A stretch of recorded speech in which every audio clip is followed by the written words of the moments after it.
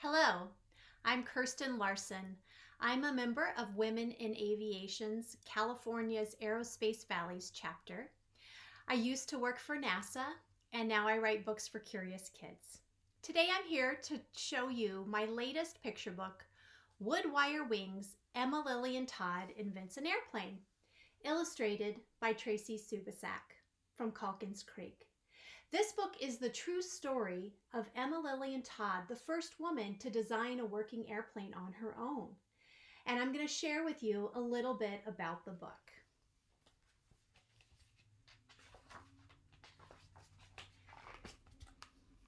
To Emma Lilian Todd, problems were like gusts of wind. They set her mind soaring. Sometimes the problem seemed small, like where to find metal to craft her inventions. Solution: she saved tin cans from her supper. But soon, Lilian's challenges ballooned. Now, Lilian was heavily influenced by her grandfather. Her grandfather held a patent for inventing his own carriage wheel. And this is a picture of Lilian with her grandfather. And you can see, like most engineers and inventors, her grandfather has many, many different pictures and different designs for his carriage wheel, because it's really a trial and error process of designing and testing and tweaking when you're engineering. So here is Lilian working on her first invention of her own. One winter, Lilian rescued a broken toy from the trash and snatched a ball off the Christmas tree. She trimmed and twisted, filed and fitted. Clink, clank, snap. Would the weather vane work? Lilian took it outside for a test. When the wind blew, the weather vane pointed true. Success.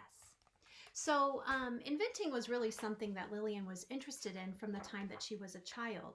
And she was known for taking apart machines and seeing if she could put them back together and trying to figure out how things worked.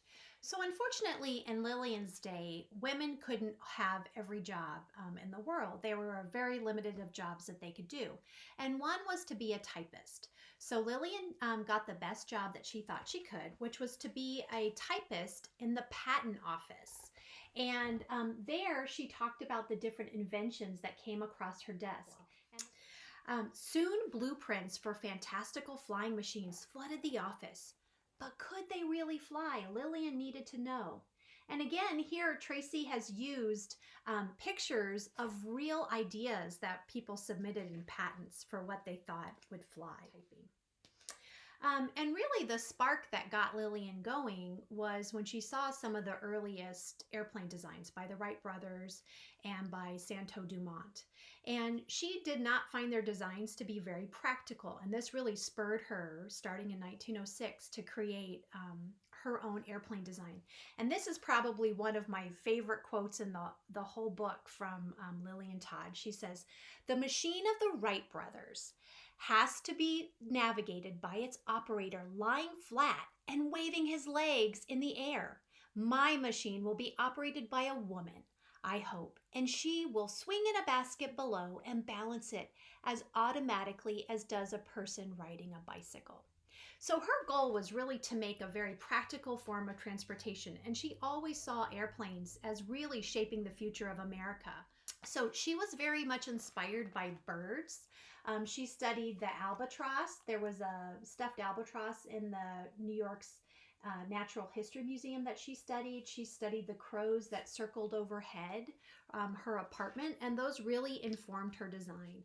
And then she got down to engineering, and you can see what's happening in this picture. She is not having much success her first time out. But the cool thing about Lilian, and the one thing I love about this story, is that she does not give up. So, and finally, by 1909, she had a full-size design ready. So a year later, there was one box left to tick: find an engine.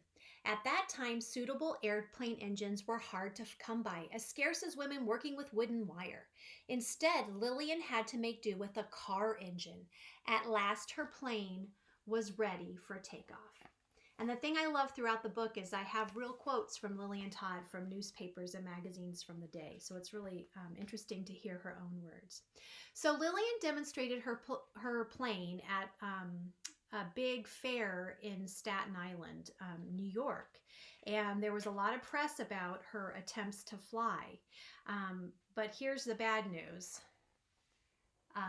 The plane didn't work, and it really was that car engine that she had to use because there weren't many airplane engines being made in the early 1900s. So as the fairgoers crushed close, Lilian readied her plane for liftoff, but the engine sputtered. The plane shuddered. It wouldn't budge at all. Failure. Buoyed by the challenge, Lilian brainstormed her next step. Secure space to work throughout the winter. Check. Study motors and revise her design. Check. Score another engine. An airplane engine. Check, check, double check. Since the engine company crafted just 2 a month, Lilian knew she would have to wait and wait and wait some more for almost a year while tweaking and tinkering with her design. So Lilian continues to work. And by the time the Reineck engine finally arrives, she installs it and the new engine purrs, the propeller whirs, and Lilian's dreams are ready to soar once more. So she's testing at the Hempstead Plains in New York, which later became Roosevelt Field.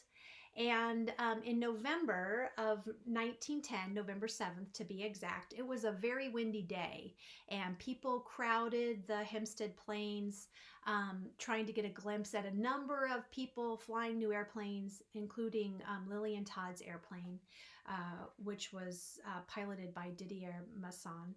And it was very windy, so she had to wait until the winds died down. In fact, some pilots decided not to fly that day, but not Lilian.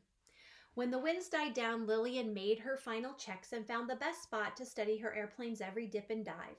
At last, Lilian's pilot drove the plane onto the field, bouncing across the grass, picking up speed. Faster, faster, faster, until success!